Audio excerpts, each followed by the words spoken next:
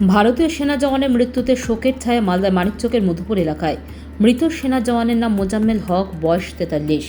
শনিবার বিকেলে গ্রামের বাড়িতে মৃতদেহ আসতে কান্নায় ভেঙে পড়ে মৃতের পরিবার সহ এলাকাবাসীরা। পরিবার সূত্রে জানা গেছে, বৃহস্পতিবার নিজের কর্মস্থল হরিয়ানার হিসার থেকে ছুটিতে বাড়ি ফিরছিলেন। বাড়িতে এসে হঠাৎ অসুস্থ হয়ে পড়েন মোজাম্মেল। তড়িঘড়ি মানিকচক হাসপাতালে নিয়ে যাওয়া হয়, কিন্তু শারীরিক অবস্থার অবনতির কারণে তৎক্ষণাৎ মালদা মেডিকেল কলেজ ও হাসপাতালে নিয়ে যাওয়া হয়। সেখানে যাওয়া মাত্র কর্তব্যরত চিকিৎসক সেনা জওয়ান মোজাম্মেল হককে মৃত বলে ঘোষণা করেন। এদিন মৃত সেনা জওয়ানকে পূর্ণ রাষ্ট্রীয় মর্যাদায় শ্রদ্ধা নিবেদন করেন তার সহকর্মীরা। মৃত সেনা জওয়ানের পরিবারের স্ত্রী ছাড়াও রয়েছে এক ছেলে ও মেয়ে। তবে মৃত্যুর কারণ কি তা নিয়ে তৈরি হয়েছে ধোঁয়াশা।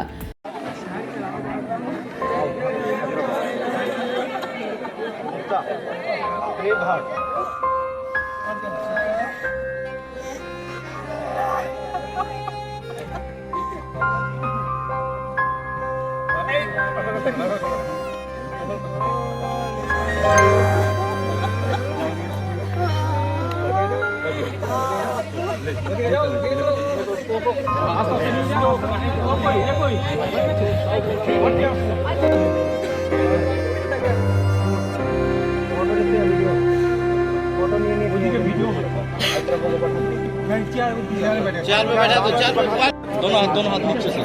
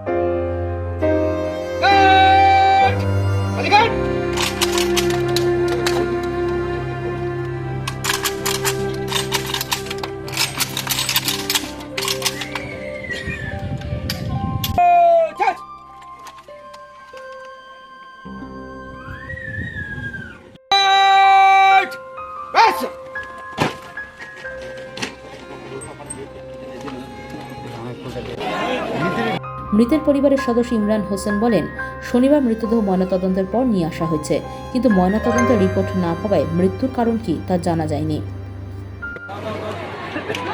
এরকম ঘটনা আমরা এখানে কোনোদিন দেখিনি, এটা প্রথমবার।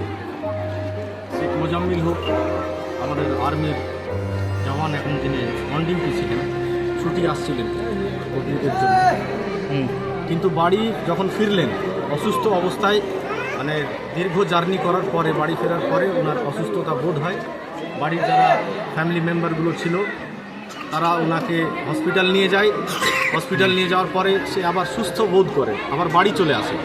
সকালে আবার অসুস্থতা বোধ করে এবং আবার পুনরায় হসপিটালে নিয়ে যাওয়া হয়। হসপিটাল থেকে তড়িঘড়ি করে তাকে রেফার করা হয় মালদা সদর হাসপাতালে, এবং মালদা সদর হাসপাতাল যেতে যেতেই পথে ওনার মৃত্যু হয়। এবং এই মৃত্যু সংবাদ পেয়ে ওনার ইউনিট থেকে আর ডিফেন্সের যারা ওনার সহকর্মী বর্গ ছিলেন তারা সসম্মানে ওনাকে বিদায় জানাতে এই বিশাল আয়োজন করেছেন। আমরা এই গ্রামবাসী এই ধরনের কার্যকলাপ বিগত দিনে দেখিনি। আচ্ছা, মূলত এই মৃত্যুর কারণ হিসাবে কি জানা যাচ্ছে? অসুস্থ? এটা পিএম রিপোর্ট না পাওয়া পর্যন্ত আমরা তো কিছু বলতে পারবো না। তবে যা বুঝতে পারছি উনি অসুস্থতা বোধ করেছেন, ওনার পালস পাওয়া যাচ্ছিল না। বাড়িতে যখন বিপি চেক করা হয় মেশিনে তখন পালস পাওয়া যায়নি, তড়িঘড়ি ওনাকে নিয়ে যাওয়া হয় মানিকচক রুরাল হাসপাতালে, ওখান থেকেই মালদা সদরে রেফার করে দেওয়া হয়। আচ্ছা, বলছি কোথায় কর্মরত ছিলেন উনি? হিসার, যেটা ওনার ইউনিট ওখানে কর্মরত ছিলেন, ওখান থেকে ছুটিতে বাড়ি আসছিলেন, বাড়ি এসে পৌঁছাননি এরকমভাবে বলতে পারি।